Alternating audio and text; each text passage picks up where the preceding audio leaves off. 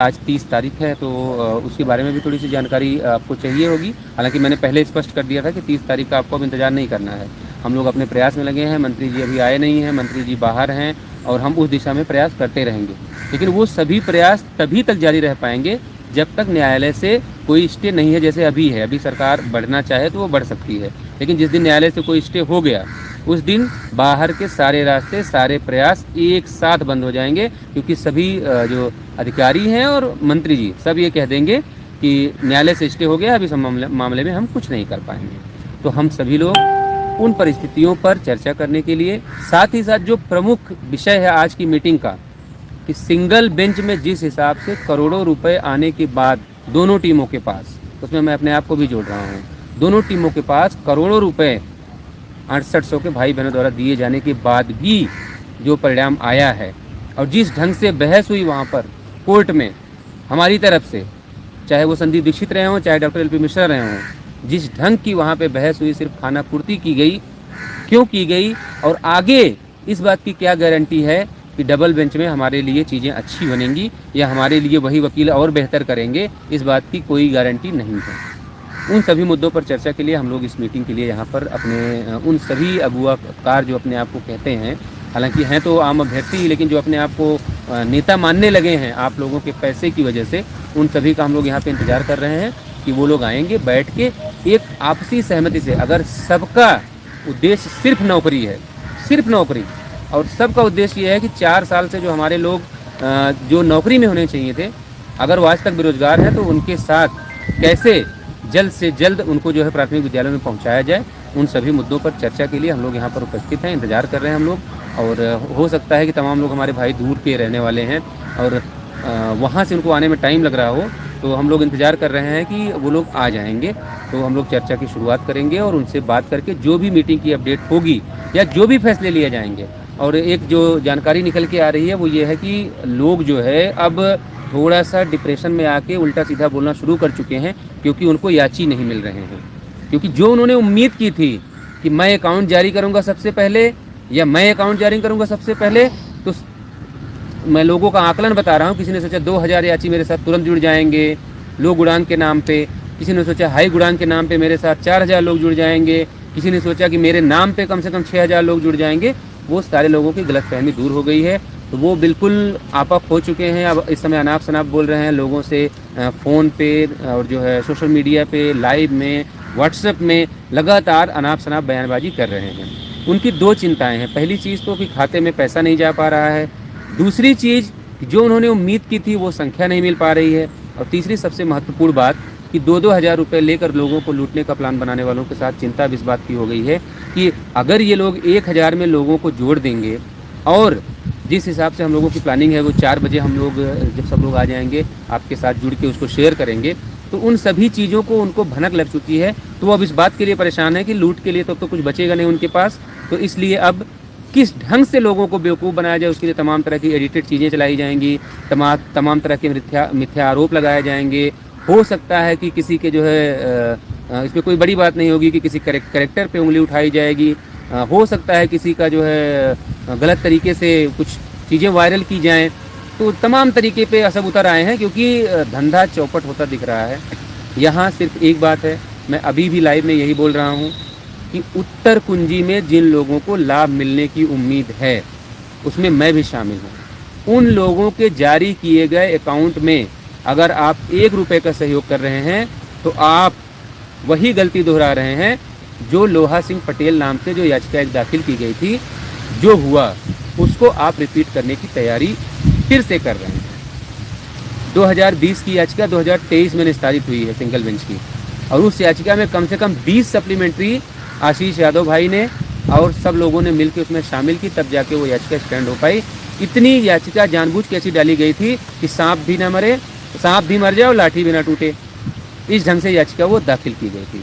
तो अगर आप चाहते हैं कुछ दिशा में चलें, देखिए एक बात हम लोग स्पष्ट कर दें, मीटिंग में जो लोग आ रहे हैं उनसे भी हम लोग इस बात पे चर्चा करेंगे कि हम लोगों का मोटिव, हम लोगों का उद्देश्य सिर्फ और सिर्फ इतना है कि हम लोग अब न्यायालय में स्टे किसी दशा में नहीं होने देना चाहते। उसकी वजह मैं आपको बता रहा हूँ, उसकी वजह लोग आपको कुछ और बताएंगे, लेकिन जो वजह है वो मैं आपको बता दे रहा हूँ। जब तक न्यायालय से स्टे नहीं है मुझे आज सुबह एक फ़ोन आया, उन्होंने कहा कि अगर न्यायालय से स्टे हो भी जाएगा तो सरकार जो है बाहर के रास्ते प्रयास करने के लिए स्वतंत्र हो जाएगी। तो सरकार अगर इतनी अच्छी होती, सरकार आपकी इतनी ही तैसी होती, तो जब न्यायालय में मामला चल रहा था उसी समय सरकार निस्तारण कर देती। नहीं किया ना उन्होंने। आज वो ये कह रहे हैं कि जो हमारे पास निर्णय आया है उस निर्णय पे हम आगे बढ़ना चाहें तो जो हम आपका मैक्सिमम भला कर सकते हैं उसकी दिशा में हम प्रयास कर रहे हैं, और मंत्री जी की ओपिनियन को भी हमें उसमें कंक्लूड करना है, उनके ओपिनियन का भी हमें ध्यान में रखना है। तो मंत्री जी की जो ओपिनियन है वो आपके भाई वहाँ पे जाकर उनको बता आए हैं, आज भी कुछ भाई जाकर मंत्री जी को बताएंगे। साथ ही साथ मंत्री जी के लखनऊ आते ही पुनः जो डेलीगेशन मिला था वो 5 लोग दोबारा मिलेंगे, और उस ओपिनियन पर जो ओपिनियन दिया जा चुका है उसके रास्ते पूरे 6800 के भले के लिए हम लोग प्रयास कर रहे हैं और करते रहेंगे। और कोर्ट में ये जो मजबूरी आप इसको मान लीजिए कि वहाँ पे इसलिए खड़े होना चाहते हैं ताकि स्टे लगने के बाद सुप्रीम कोर्ट तक के रास्ते लोगों के लिए खुले ना रहें, क्योंकि एक बार स्टे लग गया तो मुझसे कोई इस बात को स्टाम्प पेपर पे लिखवा के रख सकता है कि फिर सुप्रीम कोर्ट के पहले आपको नौकरी कोई नहीं दिलवा पाएगा, क्योंकि सरकार और विभाग के लोग सब हाथ खड़ा कर देंगे कि देखिए न्यायालय से स्टे हो गया है, अब हम इसमें कुछ नहीं करेंगे। फिर जब भी डबल बेंच का फैसला आएगा फिर ये मामला सुप्रीम कोर्ट में चला जाएगा, तो सरकार और विभाग के अधिकारी ये कह देंगे कि देखिए अब तो आप सर्वोच्च न्यायालय में पहुंच गए, वहाँ से जो निर्णय होगा उसको मान के हम नियुक्ति देंगे। तो इन सब प्रक्रियाओं से हम लोग बचना चाहते हैं, इसलिए माननीय मंत्री जी से मिलके हम लोग अपना उस प्रयास उस दिशा में जारी रखेंगे। जिनको मंत्री जी या अधिकारियों पे भरोसा नहीं है उनका हम लोग कुछ नहीं कर सकते, क्योंकि हम लोगों को पता है यही मंत्री थे सतीश द्विवेदी जी, और यही अधिकारी थे जो आज विभाग में हैं। इन्हीं लोगों से मिलके, इन्हीं से बातचीत करके, आप लोगों के धरने आंदोलन की बदौलत इनसे मिलके हम लोग अपनी लिस्ट तक पहुँचे, और माननीय मुख्यमंत्री जी 5 कालिदास मुख्यमंत्री आवास तक पहुँचे। तो लेकर यही सतीश द्विवेदी गए थे, दूसरा कोई नहीं गया था, यही अधिकारी गए थे, दूसरा कोई नहीं गया था। तो जिसको लगता है कि वो इतना ताकतवर है वो सरकार को गाली देगा, अधिकारियों को गाली देगा और नौकरी आपको दिलवा देगा, जो उस व्यक्ति के साथ खड़ा होना चाहते हैं, ऐसे संगठन के साथ खड़ा होना चाहते हैं, वो अपनी तरफ से स्वतंत्र हैं, वो जाएं और खड़े हो जाएं, उनसे हमारा कोई लेना देना नहीं है। लेकिन हम लोग इस बात को बिल्कुल साफ कर दे रहे हैं, ना हम स्टे चाहते हैं। अब इसमें लोग, बहुत सारे लोग कहेंगे कि आप स्टे इसलिए नहीं चाहते कि जितनी सीटें मिले उसमें आपका सिलेक्शन हो जाए। तो मैं आपको बताना चाहता हूँ कि ये जो भी प्रयास है वो सिर्फ इसलिए हो रहा है कि अगर बात अभी तक रुकी है तो मंत्री जी के साथ जो डेलीगेशन आपका पहली बार मिला था आंदोलन में 27 तारीख को, उसको बहुत अच्छे से पता होगा कि माननीय विशेष शिक्षा मंत्री ने कह दिया कि अगर हमको लिस्ट को रिविजिट करना होता तो ये हमारे लिए 2 दिन का काम। हम इसलिए रुके हैं कि हम आपके 6800 की जो लिस्ट हम ले आए हैं उस पर नियुक्ति देना हमारी जिम्मेदारी है। अगर आज वो क्वेस हुई है तो वो हमारे लिए भी झटका है। ये डेलीगेशन में शामिल हर एक व्यक्ति को पता है, लेकिन वो आप तक चीज़ें पहुंचाई नहीं जाएंगी। इसलिए नहीं पहुंचाई जाएंगी, अगर पहुंचाई नहीं जाएंगी तो कम गुणांक अधिक गुणांक में आपको बांटा कैसे जाएगा, अगर पहुंचा दी जाएंगी तो आपको बेवकूफ़ कैसे बनाया जाएगा। और मैं बताऊं आपको, जो भी व्यक्ति ये कह रहा है कि उसका उत्तर कुंजी में 1 नंबर नहीं बढ़ रहा है, उसकी ये नैतिक जिम्मेदारी है वो अपनी OMR सीट चाहे वो जहन्नुम में खोई हो उसको खोज के ले आए और लोगों के सामने रखे। उसके पहले अगर कोई कहता है, अगर मैं भी कह रहा हूँ तो इसका मतलब मैं आपसे झूठ बोल रहा हूँ।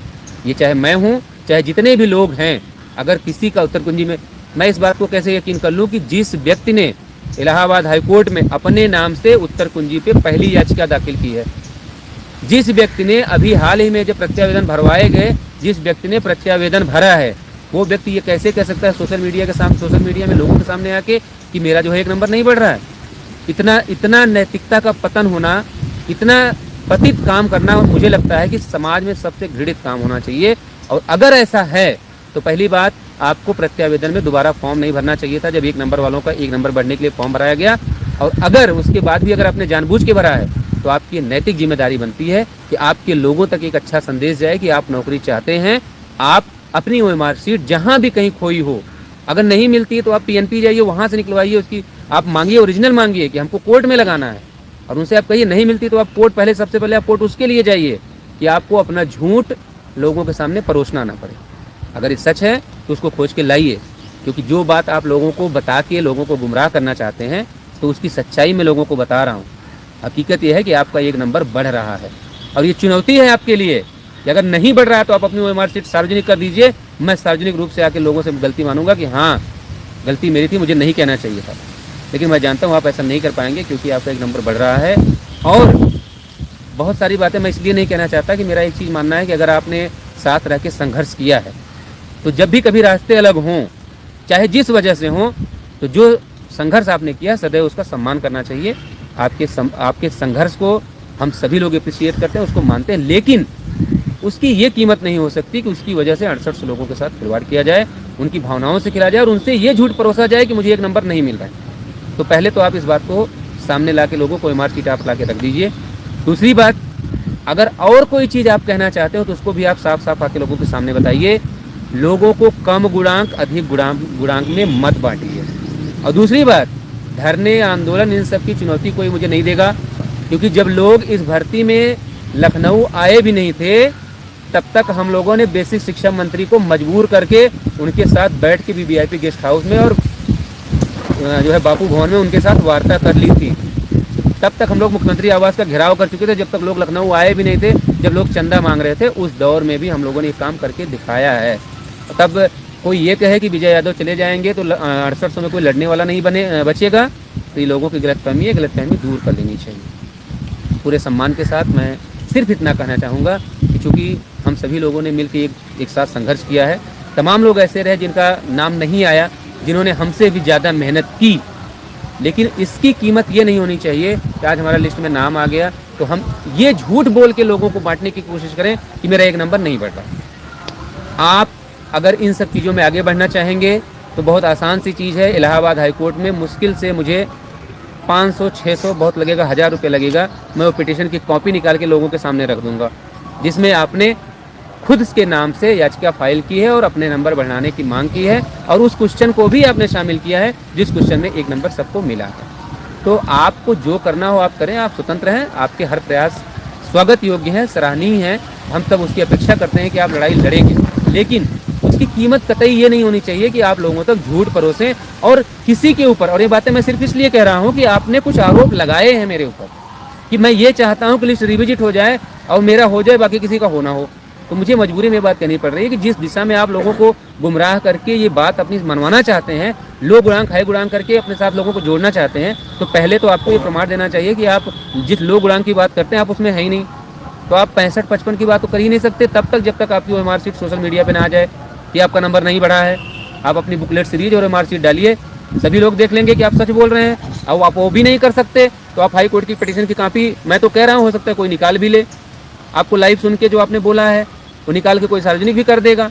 तो इन सब बातों से बचिए। मेरा ये कहने का मतलब है कि अगर कोई लड़ाई हम, आप कहते हैं ना, बड़े उद्देश्य को लेकर लड़ रहे हैं, तो बड़े उद्देश्य में इतना ये छोटप्पन वाला काम नहीं किया जाता कि हम किसी को झूठ के सहारे। मैं तो यहाँ तक जानता हूँ आपने ये प्लानिंग कब से की है, मुझे यहाँ तक पता है कि आपने पहले से ही तय कर रखा था कि जिस दिन ऑर्डर आएगा मैं कम गुणांक और लो गुणांक, हाई गुणांक और लो गुणांक वालों को बांटूंगा। मेरा 65-55 है, मैं सबसे बता दूंगा कि मेरा 1 नंबर बढ़ ही नहीं रहा है, नहीं बढ़ रहा है, तो लोग कहेंगे मेरे ऊपर ज़्यादा यकीन करेंगे, उधर हाई गुणांक वाले 2 धड़े हो जाएंगे, मैं अकेले सबको अपने साथ जोड़ूंगा। तो ये सब बहुत छोटी बात है। ये सब बातें मुझे लगता है कि हम लोगों को इतना संघर्ष करने के बाद इन सब बातों से ऊपर उठ जाना चाहिए और ये सोचना चाहिए कि जो सिंगल बेंच में हमसे गलतियां हुई उसको हम ना दोहराएं, जो कमियां हमें रह गई हम उसको सुधारें। सिंगल बेंच में हम क्यों हारे हम उस पर चर्चा करें। दूसरे लोगों की मैं बात कर लूँ, बिना उनकी जो है वार्ता पूरी नहीं होगी।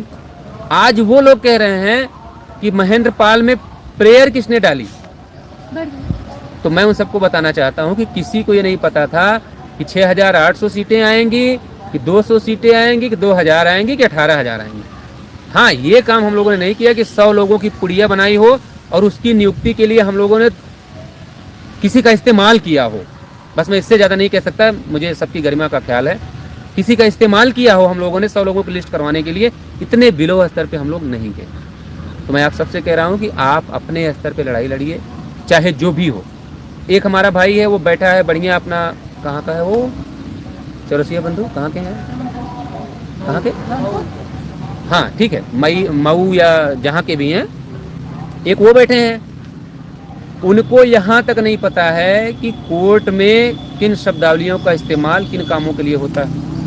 आज वो कोर्ट के विशेषज्ञ बने हैं, वहाँ बैठे हुए हैं। अरे भाई, जब मैंने मैदान खाली कर दिया, जब मैंने कह दिया कि इस अकाउंट में मैं नहीं रहूँगा, आप सब लोग आइए बैठिए। उम्मीद कर रहा हूँ कि वो भी आ रहे होंगे, उनसे भी बैठ के वार्ता होगी। कोशिश ये होगी कि चाहे जितने भी अभी तक अकाउंट जारी हुए, 3 या 4 जो भी अकाउंट जारी हुए हैं, उन सभी अकाउंट होल्डर को एक साथ यहाँ पे बैठाया जाएगा उनसे चर्चा की जाएगी कि आप अपने साथ एक महिला को अकाउंट में शामिल कर लीजिए और जो 3 लोग आप लोग अपने अपने अकाउंट वापस कर लीजिए। जो भी आपके पास पैसे आए हैं इस ज्वाइंट अकाउंट में भेज दीजिए। आप सब लोग मिलकर इस लड़ाई को कंटिन्यू करिए और लड़िए। आप सफल होंगे तो उसमें हमारी भी नौकरी रहेगी। और आप पहली बात, आप दूसरी बात ये कहते हैं कि हम स्टे लेंगे हर हाल में, सुप्रीम कोर्ट के बाद चाहे इंटरनेशनल कोर्ट में भी लड़ना पड़ेगा, हम लड़ेंगे। इसका मतलब आप खुद नहीं चाहते कि मामला जल्दी निस्तारित हो जाए। हम लोग स्टे इसलिए नहीं चाहते कि स्टे लग गया तो सरकार को बहाना मिल जाए, और हम लोग उनको बहाना बनाने नहीं देना चाहते। और आंदोलन और ये सब मत बताइए कि आंदोलन कौन करेगा कौन नहीं करेगा, किसने किया किसने नहीं किया, किसने जूस पीकर भूख हड़ताल की, इन सब बातों को छोड़ दीजिए। इन सब बातों में ये पुरानी बातें होंगी, इन सब नहीं बोलना चाहिए और ना मैं बोलना चाहता हूँ।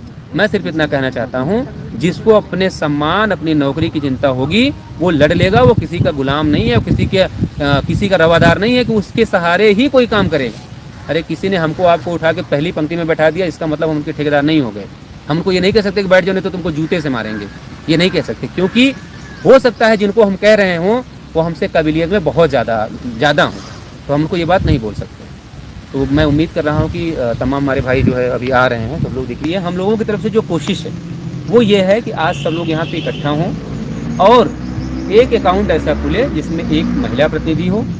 एक महिला का होने का ये फ़ायदा होगा कि कम से कम जब उनको आप उनके लिए लिखेंगे चंदा चोर, तो आप चंदा चोर नहीं लिख पाएंगे, आपको और कोई शब्द ईजाद करना पड़ेगा, तो वो नहीं लिख पाएंगे। उनके होने का एक फ़ायदा ये होगा कि कम से कम उनके घर वाले कहेंगे नहीं तुम्हें चंदा तो नहीं लेना है, किसी का चंदा नहीं खाना है, तो उनके रहने से आपका एक बेनिफिट ये हो जाएगा कि एक महिला होंगी तो आपको पारदर्शिता की ज़्यादा उम्मीद रहेगी।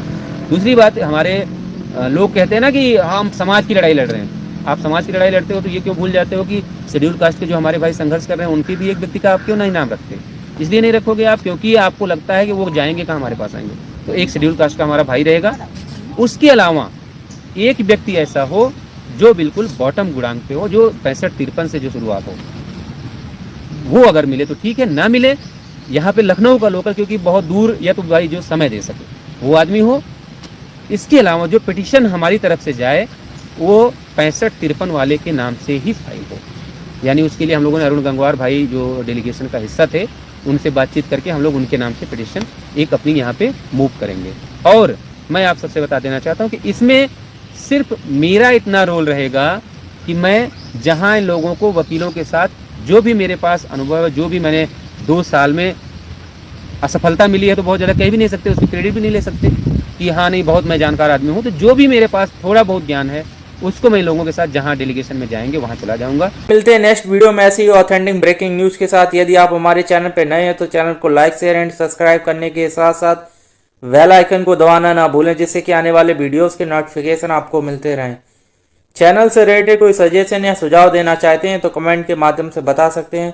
Thanks for watching to my channel.